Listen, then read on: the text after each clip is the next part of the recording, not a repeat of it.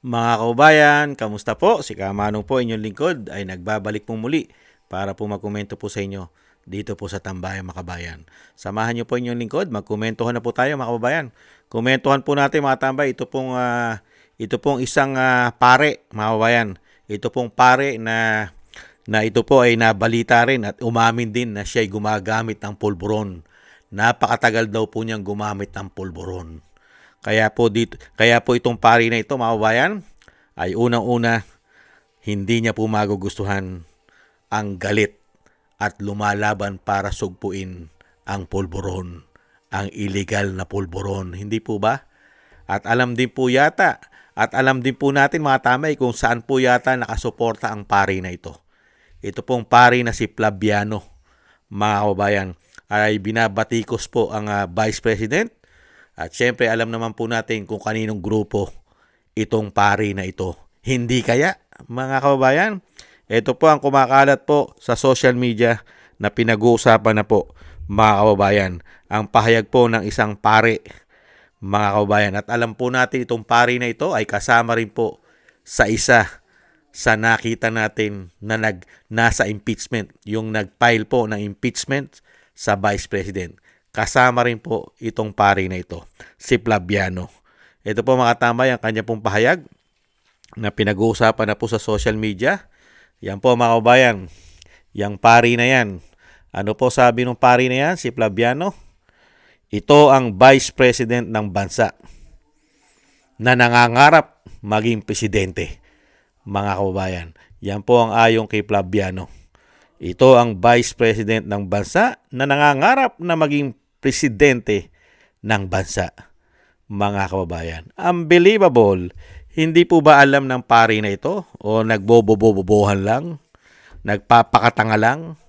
Hindi kaya niya alam na majority ng mga Pilipino at mga OFW na gustong gusto na maging pangulo na hanggat maaari nga maging mabilis pa na maging pangulo ng bansa si VP Sara. Hindi po ba? Gustong-gusto na nga ng majority ng Pilipino at mga OFW nating kababayan na sa lalong mabilis ay siya na sana ang pangulo ng bansa para po maiayos muli ang bansa sa pagkakalugmok, lalong-lalo po sa mga pagnanakaw at sa pagdami na naman ng mga kaalyado yata ng pari na ito. Hindi po ba? At tingnan din po natin ang mga kaalyado na ito. Yung mga kaalyado po nito yata ito. Nagigil din po na mapabagsak ang Vice President. At gigil din po silang ma-impeach ang Vice President. Ito po yata yung grupo nito. Ito pong pari na ito. Pakinggan po natin ito pong ating kababayan vlogger na in-upload niya po mga kababayan. Ito po pakinggan po natin. Ito pong mga mahigit 50 taon na. Mahigit 50 taon na po na salot po sa ating bansa at lalong-lalo po sa ating mga anak, sa ating mga kabataan. Napakarami na pong nasawi ang buhay nating mga kabataan sa grupo na ito. Mga salot po ito, umano. Pakinggan po natin mga kabayan, itong kasama ni Flaviano. Panoorin po natin. Look at it this way. Huwag natin silang ire-red tag. There are three processes by which the Philippine Revolution is to be advanced. These include the building of the Communist Party of the Philippines, the building of the new People's Army, and the building of the National Democratic Front. At any rate, even while there are the forces of armed revolution, there are the legal democratic forces in the Philippines. The biggest of these is Bagong Alyansang Makabayan, or Bayan in short. Its biggest component organizations are Kilusang Mayo Uno, which is the labor center, the Pambansang Kilusang Magbubukid, which is the Kilusang Magbubukid ng Pilipinas, or KMP, Gabriela, the Women's Alliance, League of Filipino Students, Alliance of Concerned Teachers, Gabriela at Alliance of Concerned Teachers. Huwag sila i-red tag. Pati ang bayan muna. na binuo ng mga aktivista mula sa bagong alyansang makabayan na sinabi ni Joma Sison, wag iretag. Ang anak pawis na electoral wing ng Kilusang Mayo 1 at ng Kilusang Mambubukid ng Pilipinas na pinangalanan din ni Joma Sison, wag iretag. Ang Kabataan Party List na binuo ng mga aktivista mula sa League of Filipino Students at Anak Bayan na galing din sa League of Filipino Students na pinangalanan ni Joma Sison, wag iretag. Witness yung retaging. Pilit lang ikinakaila ang koneksyon lang. So sa pamagitan ng legal na organisasyon, nakapagkukumplis sila. Hindi basta mahuli. Pero ang mga tinaman yan, milyon-milyon, taon-taon kumukuha sa gobyerno yan. Yan ang sinasabi nila sa pamagitan ng paglahok mo sa electoral struggle, nagiging lehitimo yung mga organisasyon mo. Ang NDF ay mahalagang ingredient to destabilize the government. Si Joma Sison mismo ang naglink sa mga grupo sa ilalim ng National Democratic Front sa CPP-NPA. Hindi yan nagsimula sa NTF-ELCAC. Hindi yan nagsimula kay Duterte. At hindi lang limited sa mga grupo na yan ang infiltration ng CPP-NPA. A CIA report from August 1986 mentioned yung iba't ibang grupo na either napasok ng CPP-NPA o parte ng network nito. These groups have mutated, they've evolved and expanded, but they are composed of the same people. The report even said that internationally, ang NDF maintains an extensive support network that generates propaganda and serves as a conduit for funding mula sa mga Pilipinong expat and doon sa mga sympathetic political groups. By sponsoring travel for NDF cadres, the International Commission also aids the flow of radical ideology pabalik sa Pilipinas. The CPP, International Solidarity Work, and the International League of People's Struggle come to mind. Naging source din ng income ng Kilusan yung IP kasi ginagawan ng pag-aaral yung sitwasyon ng mga IP at pagkatapos gumagawa kami ng project proposal, at ipinapasa namin sa mga funding agencies abroad para mabigyan ng pondo yon. Halimbawa, pipicturean nila yung mga nitibo natin na walang eskwelahan, tulad ng mga report na ito ngayon, nandito sa NCIP report. Halimbawa, doon sa Mindanao, ibibigay nila yung litratong, kunyari, nag-aaral sa ilalim ng mangga, o walang clinic, o walang tubig na inumin, yun ang ipapakita nila sa Europe o sa Amerika.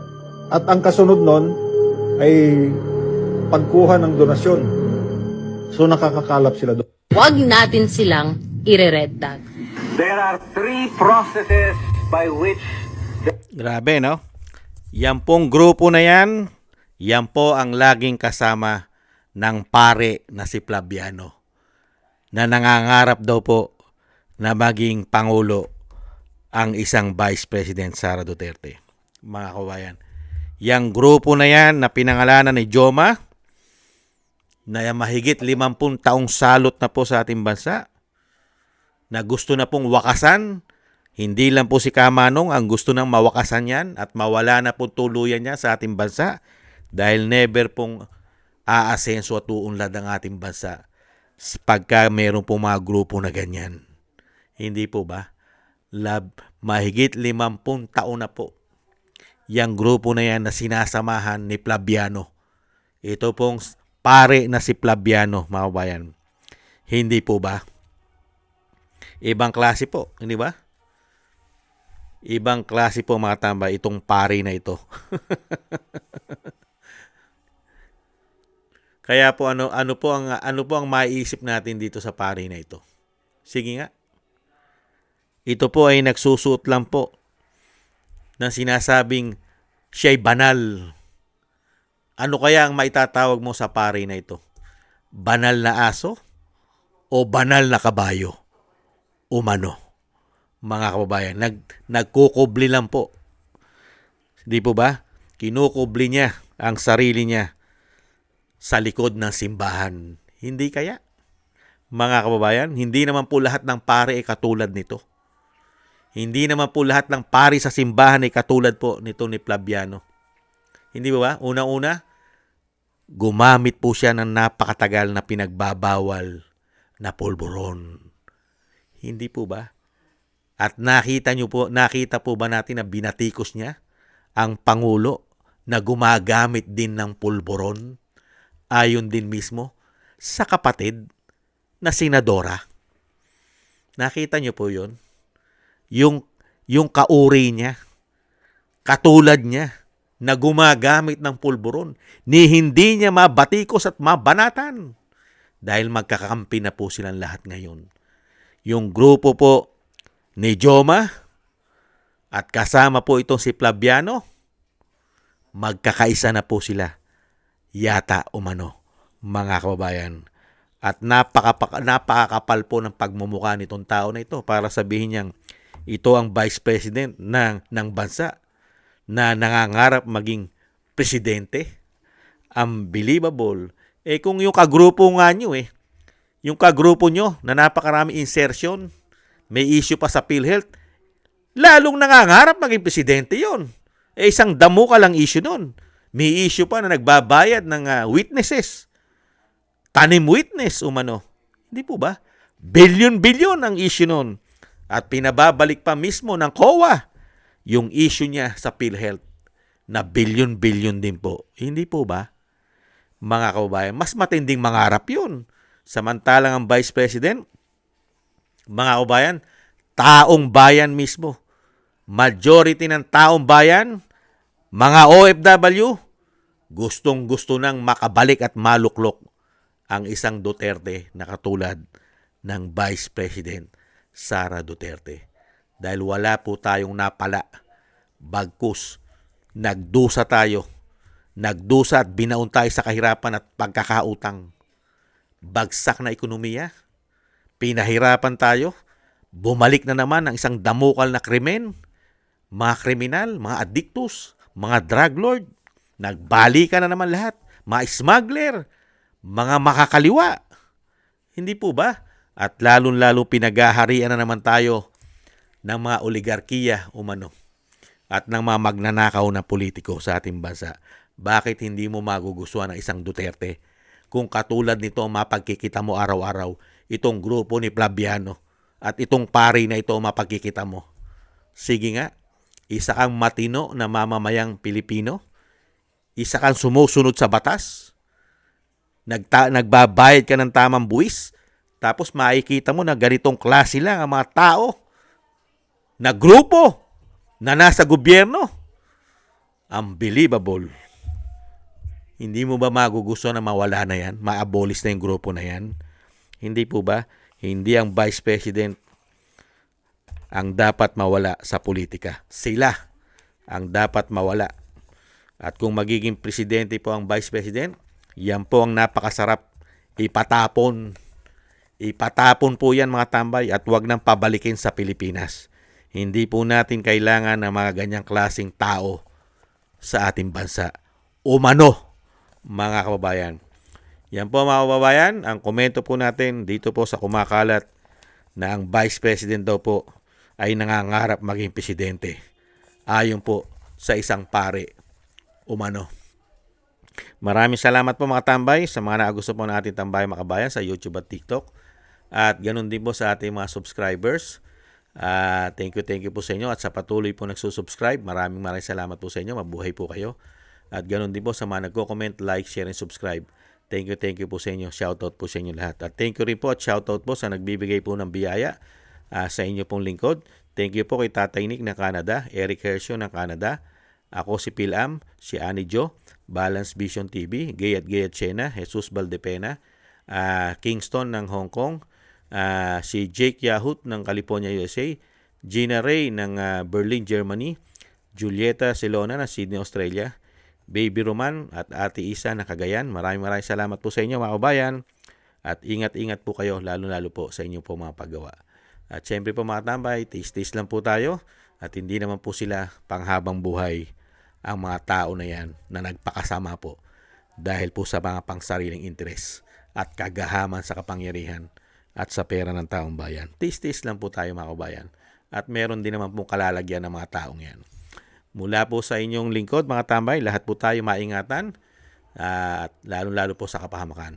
At ganun din po, tayo pa, pare-pares po tayo manalangin at magdasal na maingatan po tayong lahat at ang pamilya Duterte. Thank you po mga tambay sa mga dasal. At God bless po sa inyong lahat. Days lang po tayo at paalam po. Bye-bye.